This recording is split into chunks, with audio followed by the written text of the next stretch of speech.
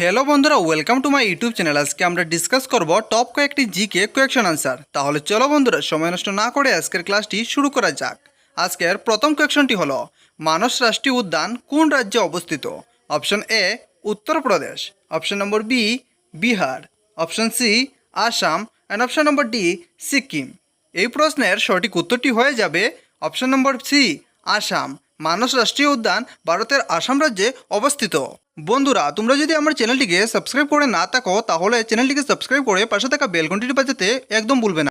Question নম্বর 2, ভারতের সবুজ বিপ্লবের জনক কে? Option A Jawaharlal Nehru, option number B doctor M S. Swaminathan, option C Bal Gangadhar Tilak and option number D Vikram Sarabhai. এই প্রশ্নের সঠিক উত্তরটি হয়ে যাবে option number B doctor M S. Swaminathan. ভারতের সবুজ বিপ্লবের জনক হলেন M S. Swaminathan. Question number 3, A train to Pakistan বইটির লেখক কে?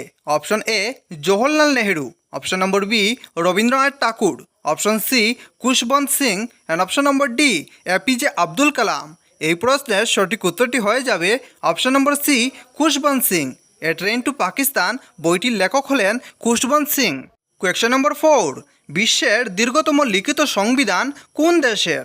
Option A Bharat, option number B America, option C Russia and option number D Bangladesh. বন্ধুরা, এই প্রশ্নের সঠিক উত্তরটি হয়ে যাবে অপশন নম্বর এ ভারতবর্ষ। বিশ্বের দীর্ঘতম লিখিত সংবিধান ভারতবর্ষের। কোয়েকশন নম্বর 5, আসামের কোন জেলায় সৈনিক স্কুল আছে? Option A Sonitpur, option number B Karimganj, option C Goalpara and option number D Hailakandi. বন্ধুরা, এই প্রশ্নের সঠিক উত্তরটি হয়ে যাবে অপশন নম্বর সি গোয়ালপাড়া। আসামের গোয়ালপাড়া জেলায় সৈনিক স্কুল আছে। কোয়েকশন নম্বর 6, কোন রাজ্যে প্রথম পঞ্চায়েতি রাজ ব্যবস্থা শুরু হয়েছিল? Option A Rajasthan, option number B Bihar, option number C Uttar Pradesh and option number D Madhya Pradesh. বন্ধুরা, এই প্রশ্নের উত্তরটি তোমাদের কমেন্ট করে বলতে হবে। এটা তোমাদের আজকের হোমওয়ার্ক। তোমরা যদি না পেরে থাকো তাহলে নেক্সট ক্লাসের মধ্যে এর আনসারটি আমি তোমাদেরকে দিয়ে দেবো। আর যদি পেরে থাকো তাহলে কমেন্টের মধ্যে আনসারটি অবশ্যই দিয়ে দিও। কোয়েকশন নম্বর 7, সর্দার সরোবর বাঁধ কোন নদীর উপর অবস্থিত? অপশন এ নর্মদা নদীর উপর, অপশন নম্বর বি ব্রহ্মপুত্র নদীর উপর, অপশন সি গোদাবরী নদীর উপর and option number D Krishna নদীর উপর।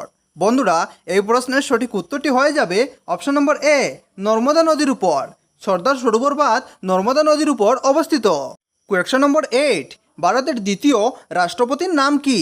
Option A Rajendra Prasad, option number B doctor Sarvepalli Radhakrishnan, option C APJ Abdul Kalam and option number D Indira Gandhi. বন্ধুরা, এই প্রশ্নের সঠিক উত্তরটি হয়ে যাবে option number B Sarvepalli Radhakrishnan. ভারতের দ্বিতীয় রাষ্ট্রপতির নাম হলো সর্বপল্লী রাধাকৃষ্ণন। কোয়েকশন নম্বর 9, মহাত্মা গান্ধীর রাজনৈতিক গুরুর নাম কি? Option A Bal Gangadhar Tilak, option number B Rabindranath Thakur, option C Gopal Krishna Gokhale and option number D Jawaharlal Nehru. এই প্রশ্নের সঠিক উত্তরটি হয়ে যাবে option number C Gopal Krishna Gokhale. Mahatma গান্ধীর রাজনৈতিক গুরুর নাম হল গোপাল কৃষ্ণ গোখলে। কোয়েকশন নম্বর 10, স্বরাজ আমার জন্মগত অধিকার উক্তিটি কার? Option A Bal Gangadhar Tilak, option number B Rabindranath Thakur, option C Jawaharlal Nehru and option number D Chittaranjan Das. এই প্রশ্নের সঠিক উত্তরটি হয়ে যাবে অপশন নম্বর এ বাল গঙ্গাধর তিলক।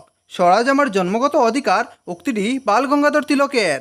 বন্ধুরা, তোমাদের আজকের ক্লাসটি কেমন লাগলো? যদি ভালো লেগে থাকে তাহলে ক্লাসটিকে লাইক করে চ্যানেলটিকে সাবস্ক্রাইব করে আমাদের পাশে থাকবেন। আজকের ভিডিও এই পর্যন্ত। ধন্যবাদ।